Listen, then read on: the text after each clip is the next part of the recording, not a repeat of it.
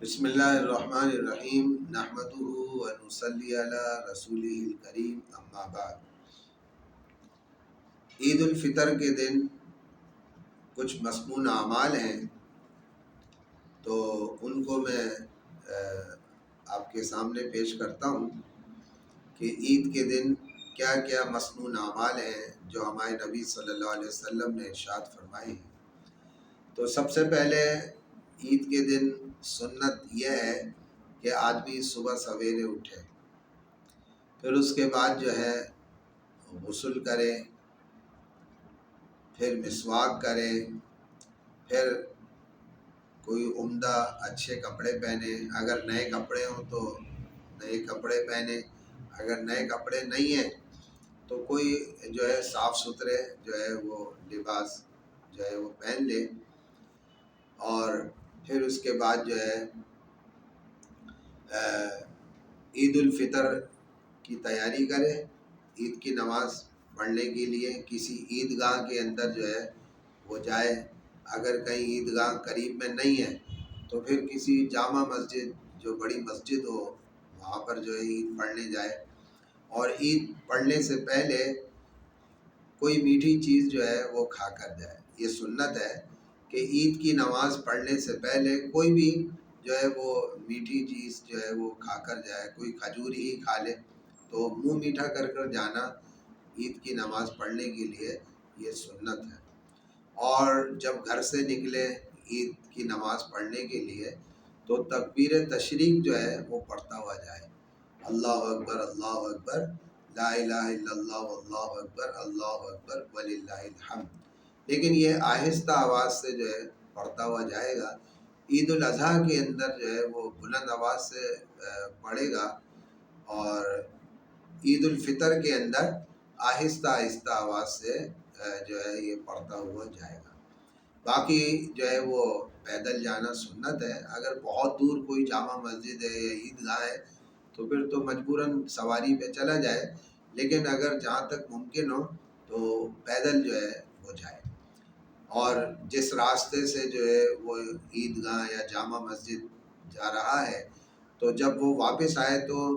دوسرے راستے سے آئے، تاکہ دونوں راستے اس کے حق میں جو ہے وہ کل قیامت کے دن گواہی دے۔ باقی فجر کی نماز کے بعد سے اور عید الفطر کی نماز تک جو ہے فجر کی نماز کے علاوہ کوئی نفل نہیں پڑھے جاتے، یعنی کوئی شخص جو ہے اگر یہ چاہے کہ میں عید الفطر کی نماز سے پہلے اشراق کے نفل پڑھ لوں یا کوئی اور نفل پڑھ لوں تو وہ جو ہے درست نہیں ہے، یعنی عید الفطر کی نماز سے پہلے کوئی نفل نماز نہیں ہے، نہ اشراق کے یا کوئی اور دوسرے نفل بھی نہیں ہے، صرف جو ہے فجر کی نماز ادا کی جائے گی اور اس کے بعد عید الفطر کی نماز ادا کرے گا، اس کے درمیان کوئی نفل نہیں۔ اگر وہ نفل پڑھنا چاہتا ہے تو عید الفطر کے ادا کرنے کے بعد نفل پڑھ سکتا ہے، لیکن وہ بھی جو ہے گھر پہ آ کر وہیں عیدگاہ کے اندر جو ہے وہ نفل ادا نہیں کرے گا، بلکہ گھر میں آ کر اگر چاہے تو پھر وہ اشراق کے نفل پڑھ لے، چاش کے نفل پڑھ لے، لیکن عید الفطر سے پہلے جو ہے کوئی نفل نہیں ہے، بلکہ فجر کی نماز کے بعد صرف عید الفطر کی نماز کی جو ہے وہ تیاری ہے۔ خوشبو لگانا بھی سنت ہے، مسواک کرنا سنت ہے، نئے کپڑے پہننا یا صاف ستھرے کپڑے پہننا، یہ سب سنت اعمال ہیں جو میں نے آپ کو بتایا۔ باقی یہ کہ عید الفطر کے بعد لوگ آپس میں گلے ملتے ہیں، معانقہ کرتے ہیں، تو یہ عید کا کوئی عمل نہیں ہے۔ جو مسنون اعمال ہیں وہ میں نے آپ کو بتائے ہیں، لیکن یہ کوئی مسنون عمل نہیں ہے کہ عید الفطر کے بعد جو ہے جب آپس میں لوگ ملتے ہیں تو وہ گلے ملتے ہیں، جس کو معانقہ کہتے ہیں، تو یہ عید کے اعمال میں سے کوئی عمل نہیں ہے، یہ نہ مسنون عمل ہے۔ معانقہ جو ہے سنت اس وقت ہے کہ جب کوئی شخص سفر سے آئے، وہ بھی شرعی سفر ہو، تو لہذا یا حج کر کے آ رہا ہے، عمرہ کر کے آ رہا ہے، تو پھر جو ہے اس سے معانقہ کیا جاتا ہے، گلے ملے جاتے ہیں، تو وہ سنت ہے۔ لیکن عید الفطر کے بعد جو آپس میں ایک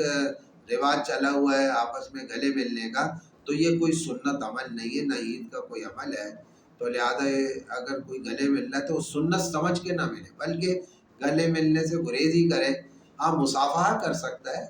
جو ہے دعا سلام کر لے، لیکن معانقہ کوئی عید کے اعمال میں سے نہیں ہے. یہ ایک سفر سے کوئی آئے تو اس سے معانقہ کرنا سنت ہے. تو باقی یہ چند اعمال تھے جو عید کے دن مسنون تھے، جو میں نے آپ کے سامنے بتا دیے. اللہ تعالیٰ ہمیں ان مسنون اعمال پر عمل کرنے کی